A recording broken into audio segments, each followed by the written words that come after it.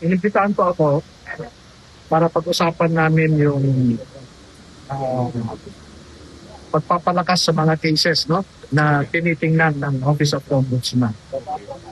And second, gusto nilang malaman kung ano yung mga circumstances sa pag-recant ng apat. Okay. No? So, ang sabi ko, matagal na po kasi silang target of focused operations, no? Psychological, financial, and well, may mga threats, no? Ginagamit kasi nila yung barangay officials, may nagpapanggap, hindi ko alam kung totoo, o na NBI, na kinikase yung bahay. In fact, I think na-record ni Orbilio yung sinabi ni Bolontate na sinabihan si Bolontate, nasabihan si Orbilio na kinasing ng NBI yung bahay niya. NBI? Oo. Okay. And ang sabi nga, alam nila na doon sa bahay mo sa likod may river. Okay. Ganon, no? Okay. So, kasi si Bolontate tumawag kahapon sa isa. Sa 14 mo? Sa 14. Oo. And then may mga sinabi siya na hindi po muna masabi ngayon sa inyo. Pero yung essence, ano? Nagre-regret ba o ano? Paano? O nagre-recruit pa na magre-recant? Mixed eh. Nagkukumbinsi siya, but at the same time, nakita nila na namumutla siya na namamaga ang mata.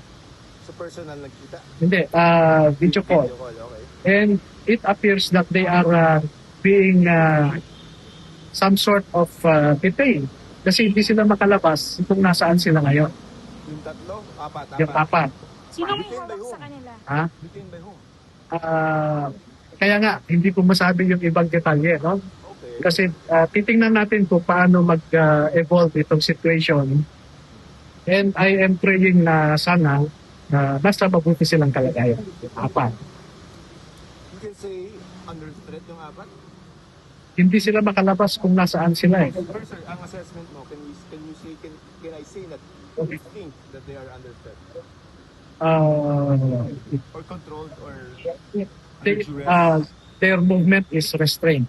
No? Okay. Yun yung impression na nakita ko doon sa conversation nila kasi nag-video call. No? Okay. So, na-record yung video ko? Were there during the video call? Wala ako. After na. Pero ipinakita na lang sa akin after. So, na-record? Oo. Sir, nabanggit ba kung paano sila napunta doon o bakit sila magkakasama? When was the last time you saw them? Actually, the very night before nag-press con sila, nagpaalam sila sa akin. Actually, matagal na yung sinasabi nila sa akin to. Sabi ko, hindi ko kayo pipigilan. Kung ano sa tingin nyo yung tama, kung ano sa tingin nyo yung makakatulong sa inyo, go ahead, sabi ko sa kanya. Pero walang sisihan later, sabi ko na. So ba, nagsisisi ba yung apat niyan? I'm not sure. Okay. So, ibig sabihin, sa number 2 aspect tayo, hindi muna, sa first, you think that their movement is, ano ba tawag mo, restricted because They are inside a room na nakita during a video call, medyo gumagalaw yung di ba? Gumagalaw siya, pero lang maliit na bintana na nakita. Ganun. So, ang kausap ay si Bolontate, one of the 4, di ba? Sino kausap sa side niya? Gil, nabigat. Nabidad. Okay. So, okay.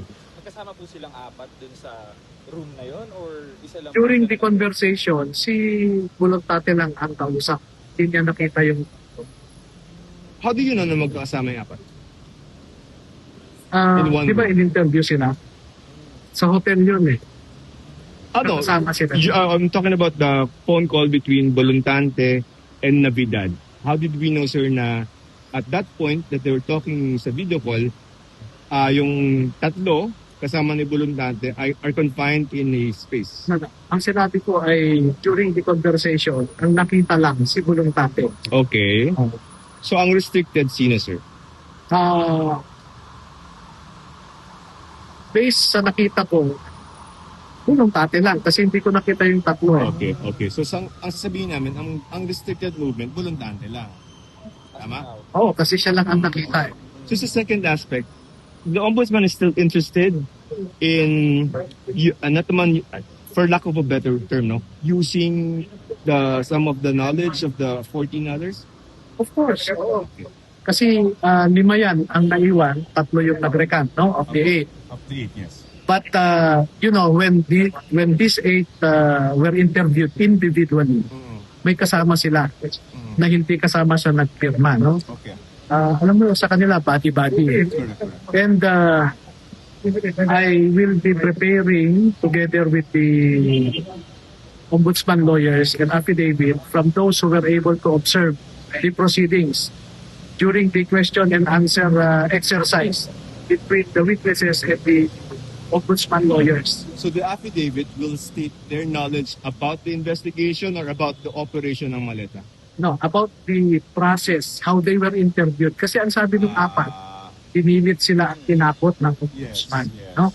And pasisinungalingan yan ng iba na nakakita noong ini-interview sila. Alright. Pero sir, yung in terms of the 14 others na may alam ng operation ng maleta, gagamitin ko pa sila ng ombudsman? May ganun bang intention? According to... Hindi ko masagot yan, sila ang makakasagot niyan. But I want to emphasize that yung 18, lahat ng 18 naman, sumama sila sa deliveries. Okay. Kaya sila nag-join affidavit. Kasi lahat ng na-deliveran na yan, halos pagkakasama sila. So yun din pala yung question ko before pa kasi di ba ang alam namin, ang inasahan namin, all 18, paparada yan, kukunan ng isa-isa. But we stopped at 8. Paano niyo ba pinili? Ang ombudsman ang pumili. Ang sabi nila, pwede bang kausapin namin si Mr. Taberdo sa araw na ito? Sige, pinapunta ko. Si Bulontate sa ganitong araw. So isa-isa yon. So waupan na yun isa? Oo, upan. So individual. Sino yung namili nun? Ombudsman. How did they select? How do you know? I think randomly. Random. Oo. Now, after interviewing the 8, ang sabi sa akin, contented na kami. Gets. Paano yun? Baka kung kukuha pa ulit sa 14, hindi na? Talagang discretion ng Office of the Ombudsman. Kung anong gusto. Attorney, I just need to ask kasi I'm sure you're well aware naman po dun sa naging statements ni Ombudsman after po na mag-recant nung apat. And I'll quote him, he said that you were a colorful character daw po. Your reaction lang po to that type of... Sabi niya Ombudsman? Opo. I did not in that press con. Colorful. Yes, colorful. Sabi niya character. colorful. Yes po. Well, perhaps he knew what I did during the PDAP scam. I sued or I submitted documents or complaints against 14 senators, 198 congressmen, and 5 cabinet secretaries. No? And then after that, we worked together somehow in the Tevez case.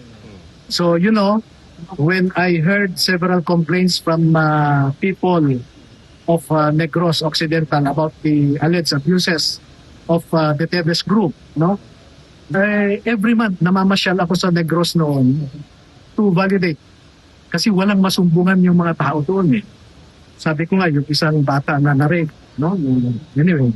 So, during that time, yung mga witnesses ko, ang nagbibigay ng targets for search warrants na in-implement or in-applyan ng CIDG and in-execute ng CIDG. No? Kasi nakuha ko yung group, isang group, apat kasi yan na hit group ni Tevez. Former Army, former Marines, former NPA, cadres, and locals. So doon sa locals, nakuha ko yung leaders nila. At may listahan nga ako dyan, 2.5 pages ng listahan ng mga hitmen. No?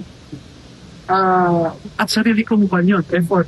Walang tulong at security forces natin. So in that context, perhaps, the Ombudsman saying that I am, he described me, a colorful character. Yes.